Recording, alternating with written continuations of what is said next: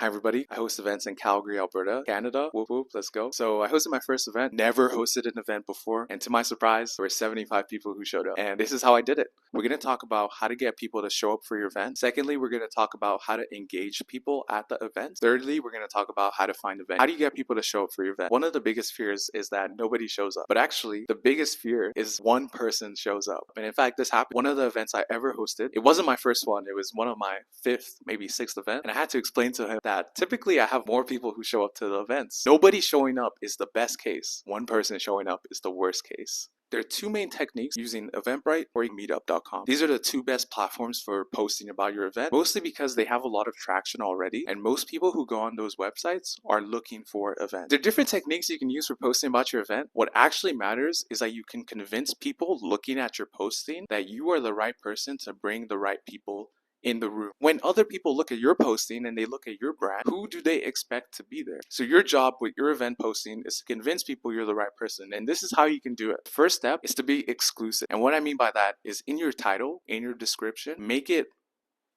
crystal clear who you want at this event and who you do not want at your event. First thing you can do in your description is you can say this event is only for small business owners. This event is only for marketing professionals. By doing that, it makes it crystal clear only marketing professionals are coming. Only small business owners are coming. This is who this event is for. And by positioning that and making it exclusive, actually more people will show up because now it's more crystal clear who's there. Because at the end of the day, people go out to networking events to do business and to meet people. So let's talk about some alternative way, one of which is with Reddit. You can find local subreddits in your city and post about your event there. There's a local subreddit in Calgary called r/Calgary. Go on there, you can say, hey, I'm hosting an event, and that's what I did. Finding niche things like this is perfect. So I went on those subreddits and I posted about my event. You have to be careful though. If you spam your event, most likely you will get blocked and nobody will hear about your event, but it's good to do it once. What else can you do? The LinkedIn method. In fact, I'll coin it the Melvin LinkedIn method. So this is what I do. I go on LinkedIn and I look up marketing professionals, and I only find marketing professionals in Calgary. And I go through the whole list and I connect with every single one of them. And after I connect with them, LinkedIn, if you're not using the paid version, it limits the custom messages you can put. So I simply just connect with them, and after they accept the connection request, I message them and I say, hey, I'm Melvin. I'm putting together a marketing professional event on so-and-so date. I would like you to be there. Would you be available to attend? That's what I do. I send that to every single person on that list. And most people will say yes, or maybe they'll just say no thanks, no harm, no foul. But you'd be surprised because now you've expanded your network and you've made yourself more credible, because now you've messaged and connected with a lot of these people in the space you're looking to get into, and you've told them, hey, I host events and I connect people together. And when you actually meet them in person at the events, the credibility scoring is crazy because people now value you as someone who's a leader figure, organizing an event, bringing the right people together. So that's a technique that worked for me. Keep in mind, just like Eventbrite, just like Meetup, people may say yes and they end up not showing up because things happen. So keep that into mind. Don't take it personal. It's not personal. They're just not able to make your event. So those are the methods that you can use to get the right people at your event. Okay, realistically, for your first event, you can get 50, 75 people to show up, but you have to be diligent. You have to make sure that our event description is crystal clear. You have to make sure you're messaging the right people on LinkedIn, and you have to make sure you're publicizing your event on Reddit. Those are the things I did, and that's how people find my event. So now you've done all that, let's talk about the day of the event. So the day of the event, I stand at the door and I wait for people to come in. And when they come in, I shake their hand, I introduce myself. Hey, I'm Melvin, I'm the host, welcome. Typically, when the first person shows up, I talk to them, get to know them a bit, and then the next person shows up. Okay, now I introduce them together and I say, hey, this is so-and-so, I just met them, here's the introduction. And people start coming in one after the other. And there's a point in time where you have most of the people who will come to the event. How do you get people to engage? Well, typically what you tend to have is you have the extroverts talking to each other, they're doing great. And then you have the introverted people standing, looking, hoping to connect with people. Well, how do you actually get those people to connect? And in fact, this is the problem that I set out to solve with my company, Jam Social. Created a game called Jam Bingo. Okay, shameless plug. But Jam Bingo is a digital game where you have a QR code displayed, whether you print it out or you display it on a screen. And attendees, once you have 70% of your room there, you ask everybody, hey, can I get everyone to pull out your phone and scan the QR code? And when they scan it on their phone, they now have prompts. The prompts could be customized by you, the event organizer. And the prompts could be find somebody wearing the same shirt color as you. Find somebody who has 5+ years in marketing as a marketing professional. Find somebody who is from out of town and recently moved to Calgary. Prompts like that. Things that get people to move around and talk. And it works wonders. So we've used it at all of our events. Let me tell you, shameless plug. but it is great. So that's what I use to engage people.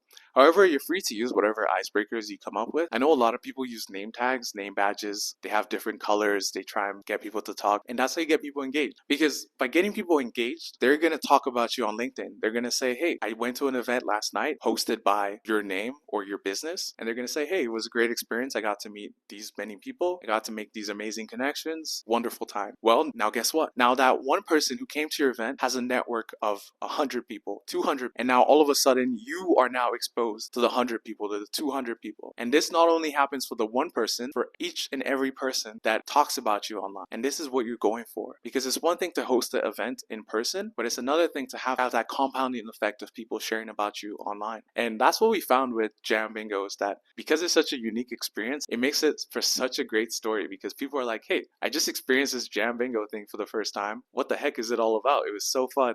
I actually had a great time. So now that you have people engaged, it's most important that you do a follow-up after the event. Send everyone who came an email. Say thank you for coming out. Really appreciate it. If you'd like to learn more about what we do as a business, check out our links here. Great to follow up so that way people actually know who it was that organized that event. Okay, last but not least, finding a venue. This is how I found my venue for my first ever event. I started off by going downtown, and I went to different restaurants, coffee shops, different type of open spaces downtown Calgary, and I went door to door and I asked them, hey, I'm doing an event. I just picked a date that I would host it. I said, hey, I'm going to do it on June 30th. Would we be able to host an event for 50, 75 people? And then they say, oh, okay, yeah, we can do it. Most of the time, the people who did tell me, yes, they could do it, they just gave me their business card and they said, reach out to me via email. And then I reached out to them via email, and most of the time they didn't respond. So going in person does work. However, it's very time consuming. And most of the time they just give you their business cards. But I will say this, it did work for my event. So I did go to a place in person and I said, hey, we're doing this event for 50 people to help promote our business. We're going to try and help your business out because the people are going to buy drinks, they're going to buy food. And the guy straight up told me, the owner of the restaurant told me, and he said, okay, that's great. We're going to do minimum spend of $1,000. Typically we do $2,000, but I know you're just starting out, we'll do $1,000. My mind was like, $1,000 for one event for like 50 people? What?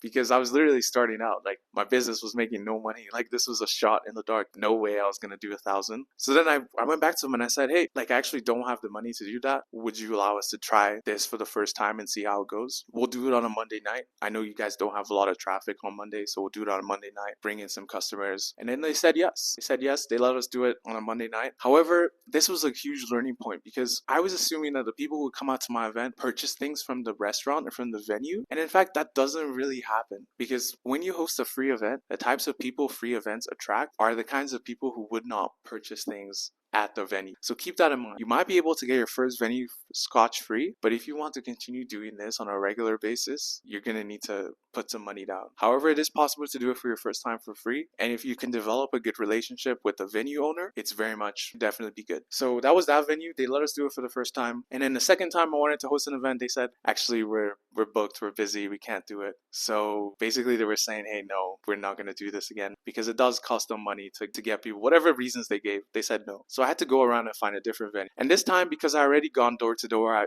decided to try something different. So I called them on phone. I went through a list of restaurants downtown and I just called them and I said, hey, we're doing this event. Could we come in? And the next place I called, they said, yes, let's do it. And subsequently, they let me do 2 events. But then after that, they started asking, they were like, well, we're not really making money from you coming to our venue. So either you're going to stop coming or you're going to have to start paying money. So this was the first time that I got to a position where I was like, okay, now I actually got to start spending money. And up until this point, I was doing free events. So my next event, I had to make it paid because I had to include the drink tickets in the ticket price. So I included a drink ticket of $7. Basically, you buy the ticket, you get a free drink, but it's not really free because I'm using the $7 to pay the venue owner so they're happy. So that is something you can do. You can put the ticket price and increase it so it includes a drink ticket. You just have to talk to the venue owner to make sure the drink ticket price is something that works for them. Okay, so those are ways you can avoid the minimum spend, is by basically getting everyone to buy a ticket, and you could do that in order to cover the drink tickets. Other ways you can get away with it for your first few events. After a while, the venue owners are going to start to realize that you're not actually impacting their business, and they're not going to want you to come anymore. That is something to keep in mind. And it does suck when that does happen, but you just have to understand it's business. So actually, a few months after we did an event at the first venue for free, they didn't make a lot of sales from our event. And in fact, a few months I found out they actually went out of business. So, and that's bad for me because now they go out of business and now we don't have a venue. So you just have to understand as a host, it's just business. You have to be able to bring them money. And if you're doing a free event, most of the people coming out to those free events will not purchase anything. They may just get water, and that's not good for the business. So keep that in mind. Drink tickets is the best solution. Either you make the attendees pay the ticket or you cover the cost yourself. Typically, when I did drink tickets, it was about 100 to 200 Canadian dollars. But if you're doing this event to grow your business, potentially you're going to make leads from that event that potentially will cover the cost of the $200, $300 total cost you have to pay. Okay, so that's it. It is possible to get free venues, definitely for your first time. You could also try contacting newly opened restaurants, newly opened coffee shops. Those places, they're going to want you to come anyway, whether they make money or not, because they're just trying to get people in the door to know about them. So you can always find places like that, but I mean, it's not really sustainable. There are not a lot of new places popping up every week. After a while, no matter what happens, after a while, when the restaurant figures out they're not profiting from you being there on a consistent basis, then they're not going to want you to come back, and that's not good. And they may go out of business, like the restaurant that went out of business here in Calgary, which is quite sad, but it is the reality of things. So keep that in mind. So that's it. Those are the 3 things I want to talk about: how to get people to come out to your event, how to engage people at the events, how to find the venue for your event. Those are the 3 main things. If you can get those in check, you're good for your event. The rest of the other things are pretty easy to figure out, but these are the 3 main points, because getting people to the event, getting the right people to the event, not just anybody, engaging them at your event, so providing an icebreaker that helps them connect. Because if people come to your event and they don't have a good time and they're not able to make connections, they're not going to come back to your event again, and it's going to be much harder for you to convince them in the future, because they already came and saw, and they don't want to come back. So that's something you do have to keep in mind. So you do have to provide good experience at the events, and the way we do it is with icebreakers. Our jam bingo is a great icebreaker, and it's free, so you can get the free version or the paid version on our website, and it's super easy to set up. Shameless plug. Those are some things to consider. And lastly, finding a venue. The goal with finding a venue is to be able to find a place that doesn't have a minimum spend. And if it does have a minimum spend, you want to make sure you can get drink tickets so that way it covers the cost. So those are some things to consider. But yeah, good luck with your event. I'm excited to hear how it goes. Drop it in the comments if this video was helpful. And yes, shameless plug again. Check out our website. We make digital icebreakers. And my name is Melvin at Kanye.